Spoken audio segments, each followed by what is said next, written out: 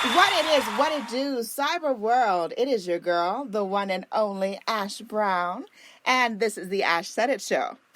I appreciate all the love and support, 1,900 plus episodes, 500,000 streams. You guys are the greatest. Thank you so much for your love and devotion since 2014 and growing and all the good things. Today, I have one of my favorite people who has been like so difficult to find, y'all. I mean, it has been almost impossible, but I think I got a strong arm on him right now. All right.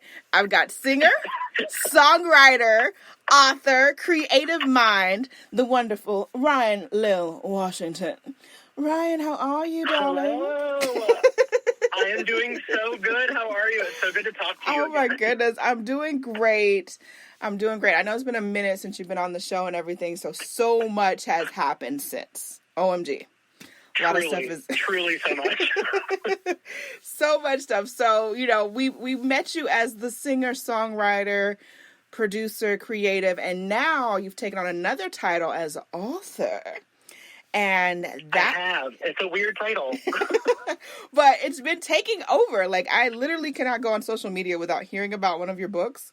And I'm like, oh my gosh, I have to talk to Ryan. Oh my gosh, I got to get him. We got to make this happen. So I'm super glad that you were able to come with us today. So to start things off, okay, the author thing, the writing thing, the books, where did this even come from? Were you always working on this? No. It's kind of weird. Honestly, I was on tour, and I was bored, and I have been, this is so bad, I was complaining about the fact that there's nothing ever good on TV, and when I watch a show and it gets canceled, I'm so devastated. So I was complaining to my mom, like I normally do, and one day she was like, well, why don't you just write something yourself then? Like, I think she was kind of being like a jerk about it. When she did it, I was like, you know what? I'm going to. And so sitting on a tour bus, I started writing. You know, I was coming back from Nashville, and I started writing. And next thing I know, I felt like I was actually doing a decent job. Like, I was letting some friends read it, and my siblings were reading it, and they were like, oh, my God, like, you should actually finish this. And I was like, you know what? I'm actually going to finish this. So I did, and then here we are. That is so awesome. Can you talk a little bit about the writing process of, you know, how it's different from writing music? Now you're writing fiction. Yeah. Honestly, I'll let you in on a little secret. I think that it's actually easier than writing music. Really? Wow. I do. I feel like when you've got a story that you don't have to, like, fit into, like, a 3-minute sound clip, you know, or you don't have to make it sound like something that rhymes or whatever. You can actually give detail. It's so much easier for me to dive in and tell a story that has, one, nothing to do with me. Yeah. And two, isn't going to offend somebody else, hopefully. So I find like it's easier to write because I get more time to sit down by myself and just, you know, create this story in my head or like let a story out of my head. And I feel like with songwriting, you have to be kind of like, you've got to be careful. You have to make sure that it rhymes. You got to make sure that it sounds good over music. Like, it's just so much more difficult. So I feel like book writing, I hate to say that it's easy because it's definitely not something that I think is easy. It's not for everyone. But I personally find it easier to do than songwriting. Gotcha. Okay. So I want to talk about, I believe this was the first book, On the Wire? Yes, On the Wire. Yes. So where did the inspiration come for this book? I kind of drew a little bit from myself, being like an openly gay man that has come from Charleston, South Carolina. It wasn't like the easiest, like of upbringings here. Like the South is just kind of backwards, forwards.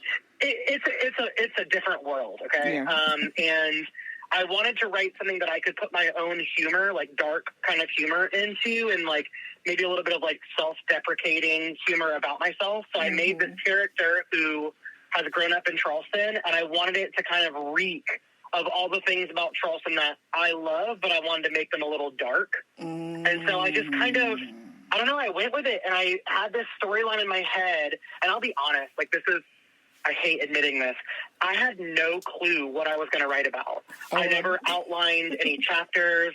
I never had anything written down like notes. It was just this fly by the seat of my pants, I'm going to write something, And when it was done, I went back and added a few little details here and there, but I wanted it to be based on someone's kind of coming of age in Charleston, and then I wanted to make it a thriller. So that's just what I went with.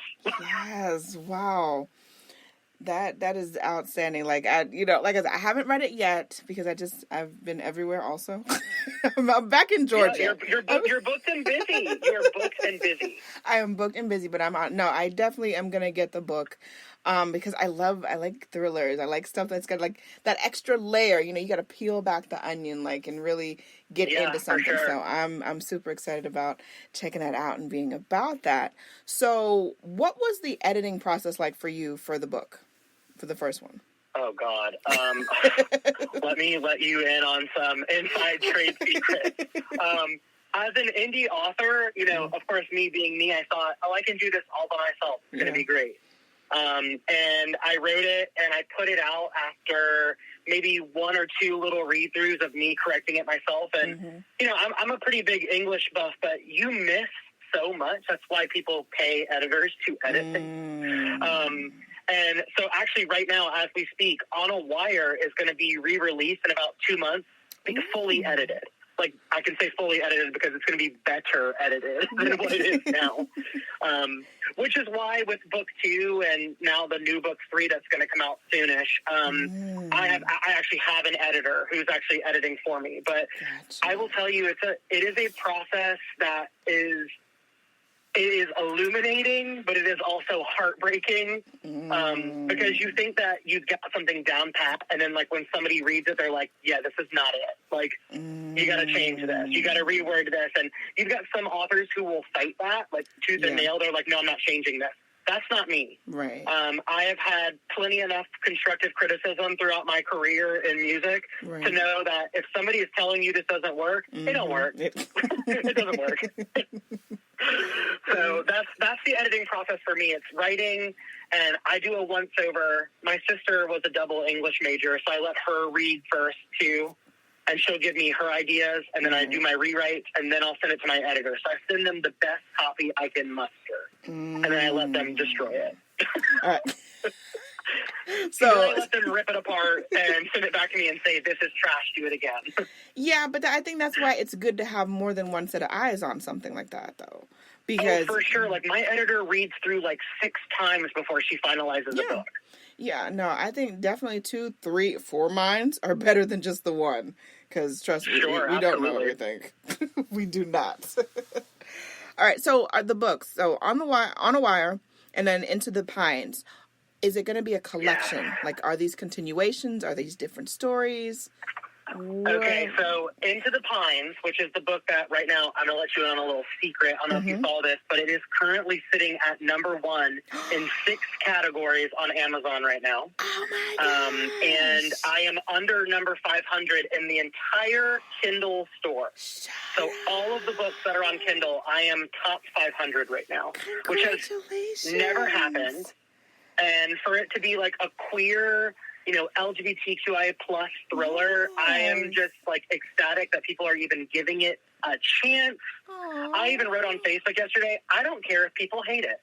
If they want to get on there and buy it and read it and then rip it apart, you go for it. You do what you got to do. But that book is On a Wire was a standalone. Okay. It's a one and done. Once you read it, I think you'll understand. Like, there's really no way to continue it. Gotcha. No spoilers, but it's not something that can be continued. But Into the Pines is actually part 1 of a 2-part series, and the second book comes out on Valentine's Day this coming year. Ooh, that's going to be nice. So, and and so Into the Pines is. I'm not trying to like toot my own horn, but I am so proud of this book. I'm so proud of the story. I want to give somebody asked me online, and I think you and I have talked about like how people are so cruel online sometimes. But I had somebody ask me, and I quote, "Are all of your books going to be gay?" And I wrote her back and I said, well, I don't think the book is gay. I don't know if a book can like self-define, but I said, I am going to have main characters that are gay. Now, I don't want that to be the storyline. No. I just want to include queer characters in a story that anybody can read. Right. You know what I mean? Like, when I was young and I was reading books, like, you didn't hear about a gay character, and if you did, it was because they were bullied or beat up or made fun of. Right. I want main characters in my books that are queer presenting that have nothing to do with their storyline. Right. You know, they're just gay human beings. So in this book, it is actually 2 queer women of color in Into the Pines, and it's basically based on a serial killer that is targeting women in the foothills of South Carolina and North Carolina, and a young podcast host who is, you know, a young Black queer woman, and she is going looking for one of her ex-girlfriends who has gone missing. And I did a lot of research on this book. I had a lot of people read over it and tell me what they thought could be fixed and what could be better. And it's a very quick read. It's a pretty short book. I'd say it's a little less than 250 pages, paperback. It's a fast read, and that's the way I write. Like, I like getting to the point. I like it to be, I wanted it to be creepy, but not like to a point where you can't read it. Right. And, you know, I read a few, like, thriller books that when they start going over, like, murder scenes or death scenes, you know, like, it's so hard to read that, like, I don't even want to finish the book sometimes. I wanted to give you a scary, creepy feeling without making it so bad that people who don't like scary won't read it, you know? Gotcha. And I'm just really proud of it. I feel like it's a mixed bag of emotions in the comment section. You got people who really liked it, and you've got people who genuinely hated it, you know? That's one thing, Ash, I will tell you. I have had such a hard time with reviews on this book. Really? You know, in the music industry, people absolutely hate your music for no reason, and it really doesn't bother me.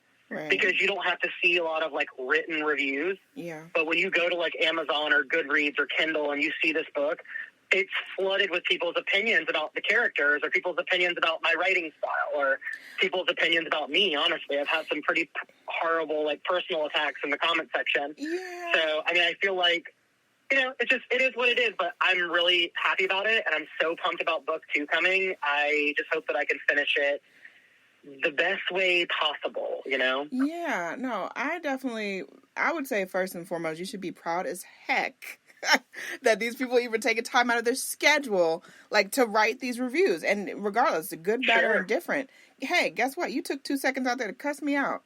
Hey, where's your book? Yep. where's your, you know, where are your creative texts of that?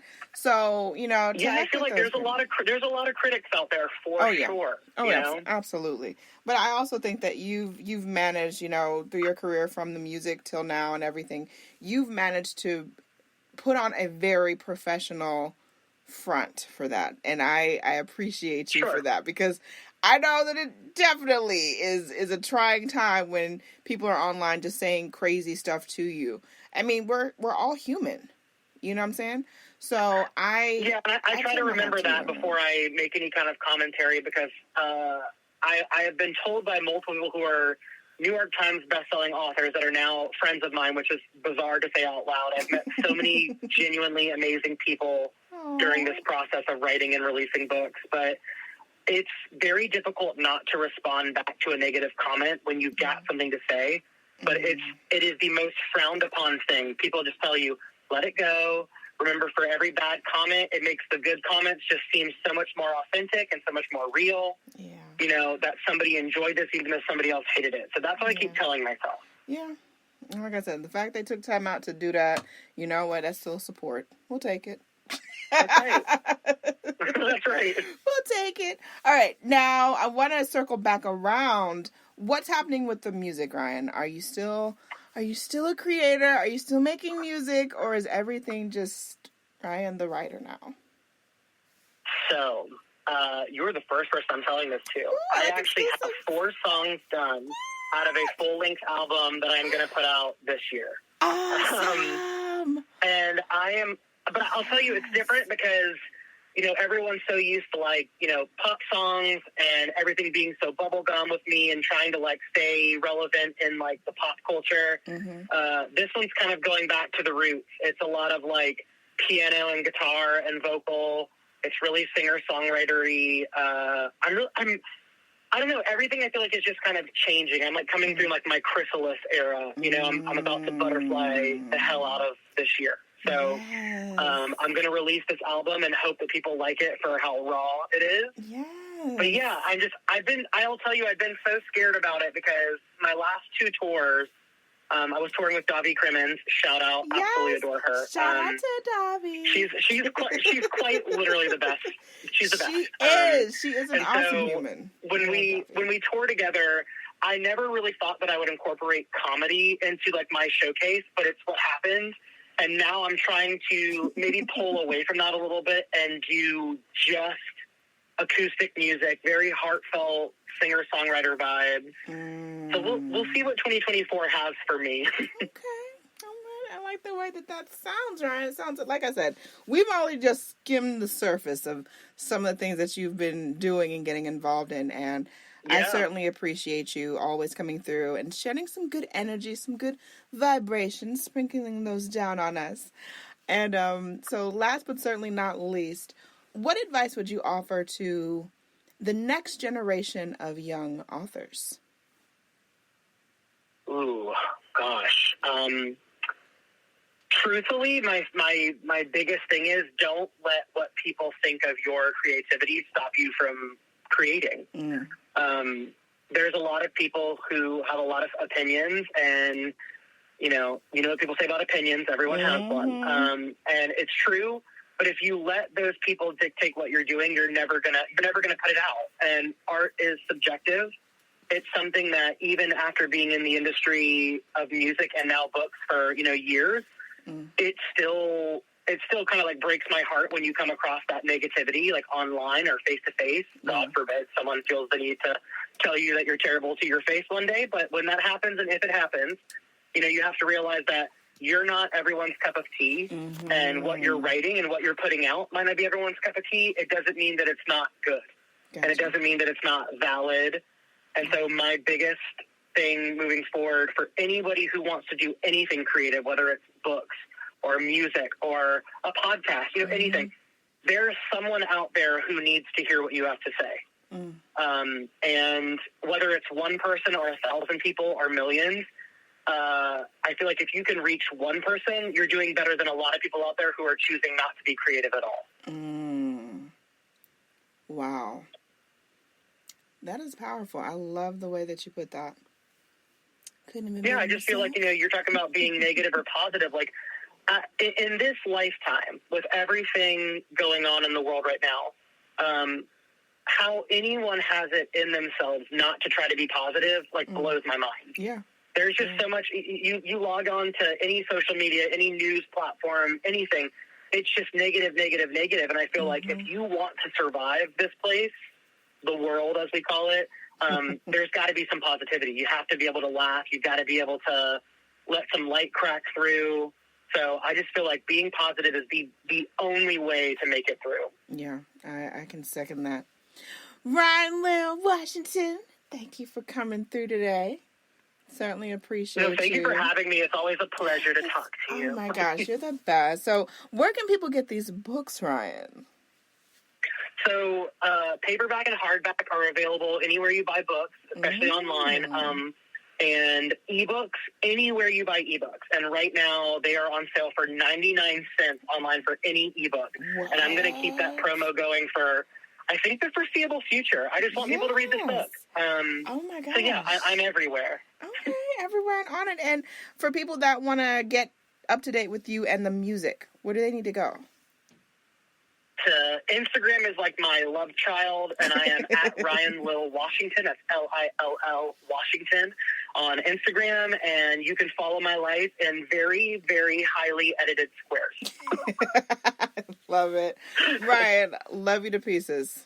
Much more success. Thank you. To you and your team into the new year. We know some good vibrations are coming. We got a 3rd book coming, so that's going to be awesome. Heck yes. I need all the positivity I can get, and I'm sending it out to everyone. We are taking it, and I appreciate each and every one of you guys. Thank you so much for your love and support.